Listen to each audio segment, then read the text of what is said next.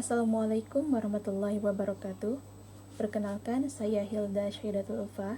Saya peserta pelatihan dasar calon pegawai negeri sipil Kementerian Desa, Pembangunan Daerah Tertinggal dan Transmigrasi. Saya di sini akan menjelaskan terkait dengan konsep akuntabilitas dan nasionalisme, nilai-nilai yang terkandung, serta penerapan nilai akuntabilitas dan nasionalisme dalam bentuk sikap dan perilaku seorang PNS di tempat kerja, serta penerapan nilai akuntabilitas dan nasionalisme dalam bentuk sikap dan perilaku seorang PNS di tempat kerja. Akuntabilitas merujuk pada kewajiban seseorang, kelompok, atau institusi untuk memenuhi tanggung jawab yang menjadi amanahnya, yaitu menjamin terwujudnya nilai-nilai publik. Adapun indikator nilai-nilai publik ini diantaranya: 1. Mampu mengambil pilihan yang tepat dan benar ketika terjadi konflik kepentingan antara kepentingan publik dengan kepentingan sektor, kelompok, dan pribadi. Yang kedua, memiliki pemahaman dan kesadaran untuk menghindari dan mencegah keterlibatan PNS dalam politik praktis. Ketiga, memperlakukan warga secara sama dan adil dalam penyelenggaraan pemerintahan dan pelayanan publik. Dan yang keempat, menunjukkan sikap dan perilaku yang konsisten dan dapat diandalkan sebagai penyelenggara pemerintahan. Terkait konsep akuntabilitas ini, seringkali disamakan dengan responsibilitas, yaitu keduanya sama-sama terkait dengan tanggung jawab, di mana akuntabilitas ini dapat diartikan sebagai kewajiban pertanggungjawaban yang harus dicapai, sedangkan responsibilitas yaitu kewajiban untuk bertanggung jawab. Aspek-aspek yang harus dimiliki dalam nilai akuntabilitas ini diantaranya: akuntabilitas ini harus merupakan sebuah hubungan, baik hubungan antara individu, kelompok, institusi dengan negara, dan masyarakat. Yang kedua, berorientasi pada hasil, di mana hasil yang diharapkan yaitu terwujudnya aparat pemerintah yang bertanggung jawab, adil, inovatif, serta menghasilkan hasil yang maksimal. Yang ketiga, membutuhkan laporan. Dalam hal ini, contohnya adanya laporan kinerja, serta laporan kinerja institusi pemerintahan atau yang disebut dengan LAKIP. Dan yang keempat, membutuhkan konsekuensi, itu dengan adanya sanksi atau penghargaan. Dan yang kelima, memperbaiki kinerja, di mana tujuan akuntabilitas ini tiada lain yaitu untuk memperbaiki kinerja PNS dalam memberikan pelayanan kepada masyarakat. 3 fungsi utama akuntabilitas publik ini diantaranya: 1. Peran demokratis, yaitu untuk menyediakan kontrol demokratis. Yang kedua, peran konstitusional, yaitu untuk mencegah korupsi dan penyalahgunaan kekuasaan. Dan yang ketiga, peran belajar, sebagai sarana belajar untuk organisasi untuk meningkatkan efisiensi dan efektivitas. Akuntabilitas ini terdiri dari 2 jenis, yaitu akuntabilitas vertikal, di mana bentuk pertanggungjawaban kepada otoritas yang lebih tinggi, dan yang kedua, akuntabilitas horizontal, bentuk pertanggungjawaban kepada masyarakat luas. Nilai akuntabilitas ini juga memiliki beberapa tingkatan, dari mulai tingkatan terbawah, akuntabilitas personal, yang terwujud dari nilai-nilai yang ada pada diri seseorang seperti kejujuran, integritas, moral, dan etika. Tingkatan selanjutnya, akuntabilitas individu, merupakan sebuah hubungan antara individu dan lingkungan kerjanya, yaitu antara PNS dengan instansinya seperti pemberi kewenangan. Tingkatan di atasnya lagi ada akuntabilitas kelompok. Bentuk kinerja sebuah institusi biasanya dilakukan atas kerjasama kelompok. Dan tingkatan di atasnya lagi ada akuntabilitas organisasi, yaitu bentuk hasil pelaporan kinerja yang telah dicapai. Dan tingkatan paling atas yaitu akuntabilitas stakeholder, yaitu adanya tanggung jawab organisasi pemerintah untuk mewujudkan pelayanan dan kinerja yang adil, responsif, dan bermartabat. Dalam mekanisme akuntabilitas, terdapat dimensi akuntabilitas, diantaranya akuntabilitas kejujuran dan hukum, akuntabilitas proses, akuntabilitas program, serta akuntabilitas kebijakan. Dan mekanisme akuntabilitas yang umum dalam birokrasi Indonesia diantaranya adanya perencanaan strategis, adanya kontrak kinerja, serta adanya laporan kinerja. Akuntabilitas dalam konteks pertama transparansi dan akses informasi, yaitu dengan adanya perwujudan transparansi tata kelola keterbukaan informasi publik dengan terbitnya regulasi dari Undang-Undang Nomor 14 Tahun 2008 tentang keterbukaan informasi publik.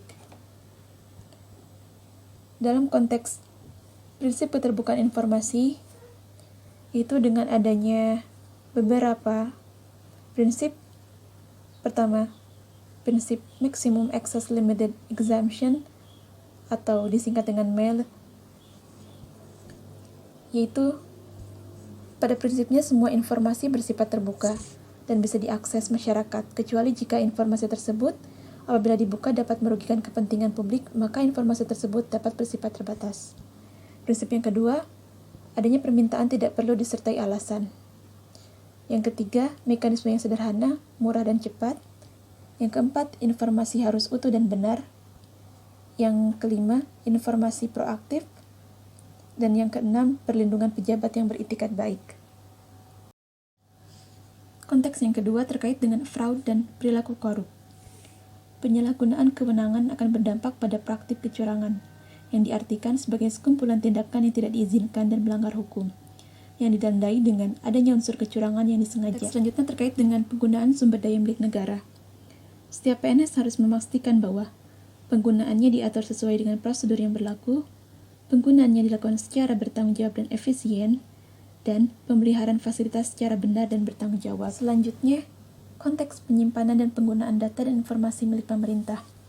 Itu bagaimana pemerintah atau aparatur dapat menjelaskan semua aktivitasnya dengan memberikan data dan informasi yang akurat terhadap apa yang telah mereka laksanakan, sedang laksanakan, dan akan dilaksanakan. Dengan prinsip informasi yang relevan, informasi yang reliable, informasi yang dapat dimengerti, dan informasi yang comparable. Dan terakhir, akuntabilitas dalam konflik kepentingan. Konflik kepentingan adalah situasi yang timbul di mana tugas publik Anda dan kepentingan pribadi bertentangan. Biasanya, terdapat dua tipe, terkait dengan keuangan dan non-keuangan. Selanjutnya, bagaimana untuk menjadi PNS yang akuntabel?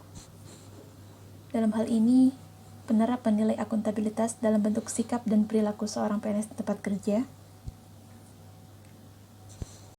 PNS yang akuntabel itu memiliki kebiasaan-kebiasaan, di antaranya PNS bertindak sesuai dengan persyaratan kebijakan lembaga dan kode etik yang berlaku untuk perilaku mereka. PNS tidak mengganggu, menindas, atau diskriminasi terhadap rekan atau anggota masyarakat. Kebiasaan kerja PNS, perilaku dan tempat kerja pribadi dan profesional hubungan berkontribusi harmonis, lingkungan kerja yang nyaman dan produktif. PNS memperlakukan anggota masyarakat dan kolega dengan hormat, penuh kesopanan, kejujuran, dan keadilan, dan memperhatikan secara tepat untuk kepentingan mereka, hak-hak keamanan dan kesejahteraan. Kemudian, PNS membuat keputusan adil, tidak memihak, dan segera memberikan pertimbangan untuk semua informasi yang tersedia. PNS melayani stakeholder, lingkup pemerintah, swasta atau masyarakat, setiap hari dengan tepat waktu, memberikan masukan dan kebijakan. Bentuk, sikap, dan perilaku seorang PNS yang akuntabel lainnya bisa kita lihat dalam pendekatan konteks. Pertama, konteks transparansi dan akses informasi. Dalam konteks ini, PNS yang akuntabel tidak mengungkapkan informasi resmi atau dokumen yang diperoleh, selain seperti yang dipersyaratkan oleh hukum atau otorisasi yang diberikan oleh institusi. Kedua, PNS tidak menyalahgunakan informasi tersebut keuntungan pribadi atau keuntungan komersial. Dan yang ketiga, PNS mematuhi persyaratan kebijakan setiap instansi dan semua arahan yang sah lainnya mengenai komunikasi dengan pimpinannya. Dalam konteks menghindari perilaku curang dan koruptif, pertama digambarkan dengan PNS tidak terlibat dalam penipuan atau korupsi, Kedua, PNS dilarang berbuat curang dalam menggunakan posisi dan kewenangan mereka untuk keuntungan pribadinya. Ketiga, PNS melaporkan setiap pelanggaran kode etik. Keempat, PNS dilarang untuk melakukan penipuan yang menyebabkan kerugian keuangan aktual atau potensial untuk setiap orang atau institusinya. Kelima, PNS melaporkan setiap perilaku curang atau korup. Dan yang terakhir, PNS memahami dan menerapkan kerangka akuntabilitas yang berlaku di sektor publik. Dalam konteks perilaku terhadap penggunaan sumber daya milik negara, diwujudkan dengan: pertama, PNS bertanggung jawab untuk pengeluaran yang resmi. PNS menggunakan sumber daya yang didanai publik secara teliti dan efisien. Ketiga, PNS hanya menggunakan pengeluaran yang berhubungan dengan pekerjaan. Keempat, PNS tidak menggunakan waktu kantor atau sumber daya untuk pekerjaan partai politik atau keuntungan pribadi dan keuangan. Kemudian, PNS mematuhi kebijakan dan pedoman dalam penggunaan setiap instansi komputasi dan komunikasi fasilitas, dan menggunakan sumber daya tersebut secara bertanggung jawab. Kemudian, PNS berhati-hati untuk memastikan bahwa setiap perjalanan dinas yang dilakukan untuk tujuan resmi dan benar-benar diperlukan. Dan yang terakhir, PNS menggunakan kekayaan dan barang milik negara secara bertanggung jawab, efektif, dan efisien. Perilaku PNS yang berkaitan dengan konteks penggunaan data dan informasi pemerintah diantaranya diwujudkan dengan: PNS bertindak dan mengambil keputusan secara transparan. Kedua, PNS menjamin penyimpanan informasi yang bersifat rahasia. Ketiga, PNS mematuhi perencanaan yang telah ditetapkan. Dan seorang PNS kemudian diperbolehkan berbagi informasi untuk mendorong efisiensi dan kreativitas. Kemudian, seorang PNS juga menjaga kerahasiaan yang menyangkut kebijakan negara.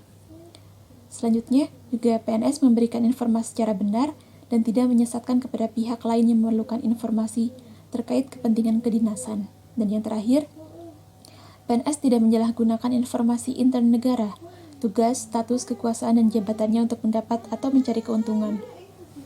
Bentuk sikap dan perilaku lainnya terkait dengan konteks konflik kepentingan diantaranya: PNS harus dapat memastikan kepentingan pribadi atau keuangan tidak bertentangan dengan kemampuan mereka untuk melakukan tugas-tugas resmi dengan tidak memihak.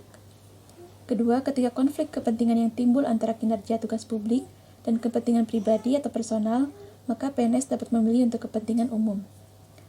Ketiga, PNS memahami bahwa konflik kepentingan sebenarnya dianggap ada atau berpotensi ada di masa depan. Jika konflik muncul, PNS dapat melaporkan kepada pimpinan secara tertulis untuk mendapatkan bimbingan mengenai cara terbaik dalam mengelola situasi secara tepat. Yang terakhir, PNS dapat menjaga agar tidak terjadi konflik kepentingan dalam melaksanakan tugasnya. Selanjutnya, saya akan menjelaskan terkait dengan nasionalisme. Dalam hal ini, saya akan menjelaskan terkait dengan konsep nasionalisme, prinsip-prinsip nasionalisme. Nasionalisme dikaitkan dengan tugas ASN, yaitu pertama sebagai pelaksana kebijakan publik, kedua sebagai pelayan publik, dan ketiga sebagai perekat dan pemersatu bangsa. Kemudian, nilai-nilai nasionalisme pada Pancasila bagi ASN. Pada sila ke-1 sampai dengan sila ke-5, nasionalisme merupakan sikap politik dari masyarakat suatu bangsa yang mempunyai kesamaan kebudayaan dan wilayah serta kesamaan cita-cita dan tujuan. Dengan demikian, masyarakat suatu bangsa tersebut merasakan adanya kesetiaan yang mendalam terhadap bangsa itu sendiri. Nasionalisme ini bisa diwujudkan dengan: pertama, cinta tanah air, ras, bahasa atau sejarah budaya bersama. Kedua, adanya keinginan akan kemerdekaan politik, keselamatan dan prestise bangsa. Yang ketiga, suatu kebaktian mistis terhadap organisme sosial yang kabur kadang-kadang adikodrati yang disebut sebagai bangsa atau folk, yang kesatuannya lebih unggul daripada bagian-bagiannya. Dan yang keempat, dogma yang mengajarkan bahwa individu hanya hidup untuk bangsa demi bangsa itu sendiri. Adapun prinsip-prinsip nasionalisme dalam hal ini, pertama, adanya hasrat untuk mencapai kesatuan. Kedua, adanya hasrat untuk mencapai kemerdekaan. Ketiga, hasrat untuk mencapai keaslian. Dan yang terakhir, hasrat untuk mencapai kehormatan bangsa. Saya akan menjelaskan terkait dengan nilai-nilai nasionalisme Pancasila bagi ASN. Pada sila pertama, sejarah ketuhanan dalam masyarakat Indonesia bisa dapat dilihat dengan adanya kepercayaan masyarakat prasejarah dengan adanya kepercayaan animisme dan dinamisme. Dilanjutkan dengan adanya pengaruh agama Buddha pada abad ketiga, agama Islam dari mulai abad ke-7, serta Kristen pada abad ke-16. Dengan demikian, nilai-nilai ketuhanan telah ada dalam masyarakat Indonesia sejak dahulu kala. Agama telah memberi pengaruh penting dalam kehidupan masyarakat Indonesia, baik di bidang ekonomi, sosial, maupun politik. Ketuhanan dalam perumusan Pancasila ditandai dengan peristiwa pencoretan 7 kata dalam sila pertama, yaitu dari kata dengan kewajiban menjalankan syariat Islam bagi pemeluk-pemeluknya. Sehingga pada sila pertama ini bisa memuat semua agama, tidak hanya satu agama, yaitu agama Islam saja. Perspektif teoritis nilai-nilai ketuhanan dalam kehidupan bernegara berkaitan dengan kunci menuju negara demokratis terletak pada bagaimana mengembangkan toleransi kembar, yaitu situasi ketika institusi agama dan negara menyadari batas otoritasnya, lalu mengembangkan toleransi sesuai fungsinya masing-masing. Institusi negara harus bebas dalam membuat kebijakan sesuai amanat konstitusi yang disepakati, sementara institusi agama tidak boleh memaksakan kebijakan publik kepada pemerintah yang telah dipilih secara demokratis. Sementara individu dan komunitas agama harus memiliki kebebasan penuh untuk menjalankan ibadah.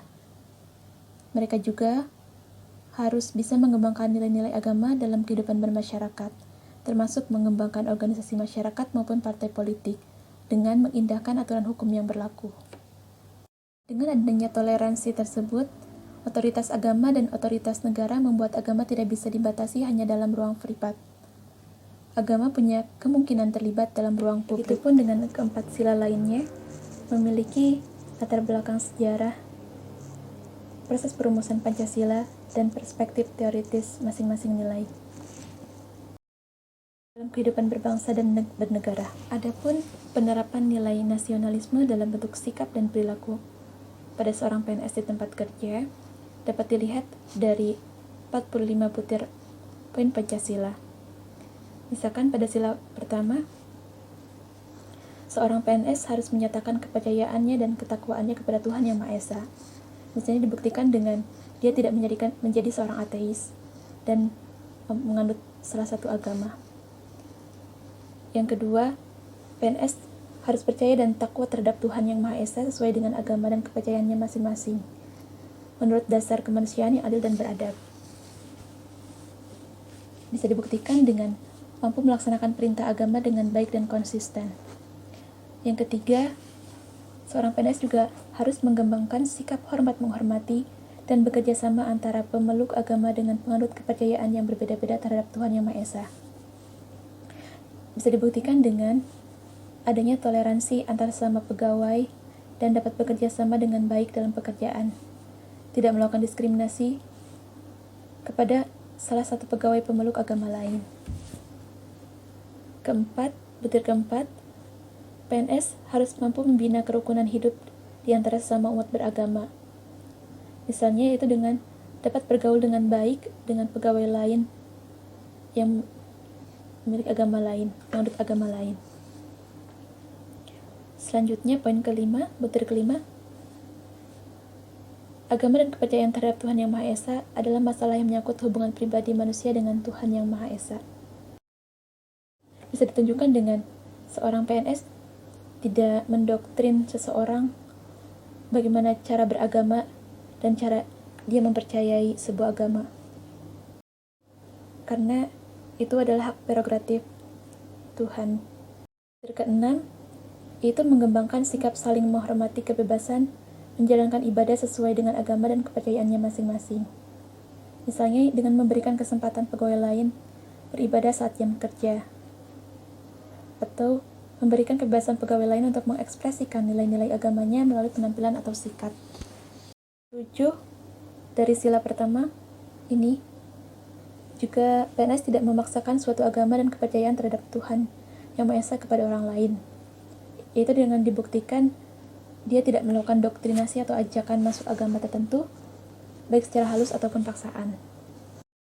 Selanjutnya, penerapan sila kedua terdapat pada butir nomor 8, yaitu PNS dapat mengakui dan memperlakukan manusia sesuai dengan harkat dan martabatnya sebagai makhluk Tuhan Yang Maha Esa. Dengan misalnya, dia tidak melakukan diskriminasi kepada pegawai lain berdasarkan fisik, ras, atau agama tertentu. Butir ke-9, mengakui persamaan derajat, persamaan hak dan kewajiban asasi setiap manusia tanpa membeda-bedakan suku, keturunan, agama, kepercayaan jenis kelamin, kedudukan sosial, warna kulit, dan sebagainya. Itu dibuktikan dengan PNS mampu mendukung atau dapat bekerja sama dengan semua latar belakang pegawai. Butir ke-10, mampu mengembangkan sikap saling mencintai sesama manusia, yaitu bisa dibuktikan dengan mampu memberikan bantuan kepada orang yang membutuhkan. Membantu. Butir ke-11, PNS mampu mengembangkan sikap saling tenggang rasa dan tepat selera. Itu contohnya dengan menawarkan bantuan saat rekan kerja mendapat tugas yang banyak. Pada butir ke-12, PNS mampu mengembangkan sikap tidak semena-mena terhadap orang lain, dibuktikan dengan dia tidak melakukan diskriminasi, ataupun dia tidak memerintahkan bawahan secara semena-mena. Butir ke-13, PNS mampu menjunjung tinggi nilai-nilai kemanusiaan dengan rajin melakukan bantuan sosial untuk rekan kerja yang kesulitan atau masyarakat yang membutuhkan. Yang butir ke-14, PNS mampu dan gemar melakukan kegiatan kemanusiaan. Dia rajin melakukan sedekah, saat ada bencana dia turut serta dalam memberi bantuan, dan lain-lain. Dan ke-15, PNS berani membela kebenaran dan keadilan. Misalnya dia dengan melakukan laporan bila terjadi tindakan kesewenangan pada rekan kerjanya dengan melaporkan kepada atasan. Butir ke-16, PNS merasa dirinya sebagai bagian dari seluruh umat manusia. Contohnya, ia mendukung program cinta dan ramah lingkungan dengan melakukan penghematan sebagai dukungan pencegahan kerusakan lingkungan global. Dan butir ke-17, yaitu mengembangkan sikap hormat, menghormati, dan bekerja sama dengan bangsa lain. Contohnya, dengan ia mengikuti atau mengikuti program kerjasama dengan negara lain. Pada penerapan sila ketiga, ditunjukkan dengan butir ke-18 sampai dengan butir ke-24. Pada butir ke-18, PNS mampu menempatkan persatuan kesatuan serta kepentingan dan keselamatan bangsa dan negara sebagai kepentingan bersama di atas kepentingan pribadi dan golongan. Itu misalnya ditunjukkan dengan mengikuti saran protokol kesehatan saat pandemi, juga mengikuti aturan pemerintah untuk tidak mudik agar dapat memotong rantai penyebaran COVID-19. Butir ke-19, sanggup dan rela berkorban untuk kepentingan negara dan bangsa bila diperlukan, dibuktikan dengan profesionalitas dalam bertugas. Ke-20, mengembangkan rasa cinta kepada tanah air dan bangsa bisa dibuktikan dengan contohnya memakai dan mencintai produk dalam negeri, serta tidak merendahkan bangsa sendiri. Butir ke-21, mengembangkan rasa kebanggaan berkebangsaan dan bertanah air Indonesia. Sama, contohnya yaitu dengan memakai dan mencintai produk dalam negeri serta tidak merendahkan bangsa sendiri. Butir ke-22, memelihara ketertiban dunia yang berdasarkan kemerdekaan, perdamaian abadi, dan keadilan sosial. Contohnya diwujudkan dengan tidak melakukan kegiatan anarkis atau kegiatan yang mengganggu kedamaian publik, kedamaian masyarakat. Dan butir ke-23, yaitu mengembangkan persatuan Indonesia atas dasar Bhinneka Tunggal Ika. Dan butir ke-24, memajukan pergaulan demi persatuan dan kesatuan bangsa. Ini keduanya bisa ditunjukkan dengan contohnya bisa bergaul dengan semua kalangan yang berbeda latar belakangnya dan bisa saling mengenal satu sama lain dan bisa belajar tentang kebudayaan, tentang latar belakang mereka masing-masing. Penerapan pada sila keempat, itu dari butir 25 sampai butir 34. Butir 25 yaitu sebagai warga negara, setiap manusia Indonesia mempunyai kedudukan, hak, dan kewajiban yang sama. Dalam hal ini PNS, ketika dia mendapatkan hak sebagai seorang ASN, misalkan mendapatkan tunjangan, dana pensiun, dan fasilitas kerja, juga harus dibarengi dengan kewajiban menjalankan tugas ASN-nya sebaik-baiknya. Butir ke-26, PNS ini tidak boleh memaksakan kehendak kepada orang lain. Dibuktikan dengan dia tidak ngotot dengan pendapat pribadi saat di forum, atau ia mau mendengar pendapat orang lain. Butir ke-27, PNS mengutamakan musyawarah dalam mengambil keputusan untuk kepentingan bersama. Terkait dengan menyelesaikan pembahasan kerja, seorang PNS selalu melakukan rundingan atau musyawarah antara rekan kerja atau dengan atasan. Butir ke-28, musyawarah untuk mencapai mufakat diliputi oleh semangat keluargaan. Dibuktikan dengan saat pendapat tidak diterima di dalam forum, seorang PNS mampu berlapang dada. Pada butir 29, itu PNS menghormati dan menjunjung tinggi setiap keputusan yang dicapai sebagai hasil musyawarah. Dan pada butir 30, adanya itikat baik dan rasa tanggung jawab menerima dan melaksanakan hasil keputusan musyawarah. Bisa dibuktikan dengan seorang PNS mampu bersikap suportif dan memiliki tanggung jawab. Pada butir 31, di dalam musyawarah diutamakan kepentingan bersama di atas kepentingan pribadi dan golongan. Maka seorang PNS ia tidak mau menang sendiri dan mau mendengar saran orang lain. Pada butir 32, musyawarah dilakukan dengan akal sehat dan sesuai dengan hati nurani. Maka diwujudkan dengan PNS ia tidak melakukan kecurangan agar suara dapat didengar. Pada butir ke-33, keputusan yang diambil harus dapat dipertanggungjawabkan secara moral kepada Tuhan Yang Maha Esa, menjunjung tinggi harkat dan martabat manusia, dan nilai-nilai kebenaran. Sama contohnya yaitu dengan seorang PNS tidak melakukan kecurangan agar suaranya dapat dipilih atau didengar. Dan butir ke-34 terakhir yaitu memberikan kepercayaan kepada wakil-wakil yang dipercaya untuk melaksanakan permusyawarahan. Ini tunjukkan misalnya dengan seorang atasan mampu mendelegasikan pekerjaan kepada bawahan ketika situasi dia tidak memungkinkan hadir. Dan terakhir, penerapan pada sila kelima ditunjukkan dari butir ke-35 sampai dengan 45. Butir 35, PNS mampu mengembangkan perbuatan yang luhur yang mencerminkan sikap dan suasana kekeluargaan dan kegotong royongan. Ini bisa dibuktikan dengan ia tidak mementingkan diri sendiri, kelompok kerjanya atau unit kerjanya.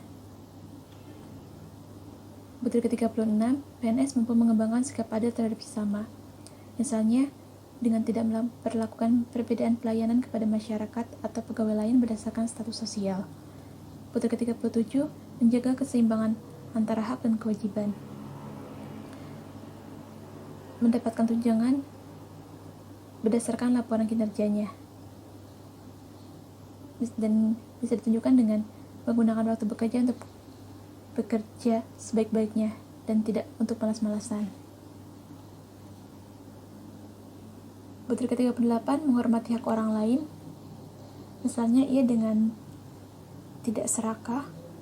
Butir ke-39, suka memberi pertolongan kepada orang lain agar dapat berdiri sendiri. Buktikan dengan memperhatikan nasib orang lain. Butir ke-40, tidak menggunakan hak milik untuk usaha-usaha yang bersifat pemerasan terhadap orang lain. Dicontohkan dengan PNS tidak melakukan kesewenang-wenangan atau semena-mena terhadap bawahan. Butir ke-41, tidak menggunakan hak milik untuk hal-hal yang bersifat pemborosan dan gaya hidup mewah. Tentu saja, ini dicontohkan dengan PNS tidak boros, dia rajin menabung ataupun investasi. Butir ke-42, PNS tidak menggunakan hak milik untuk bertentangan dengan atau merugikan kepentingan umum. PNS bisa membiasakan rajin bersedekah dan membantu sesama yang membutuhkan.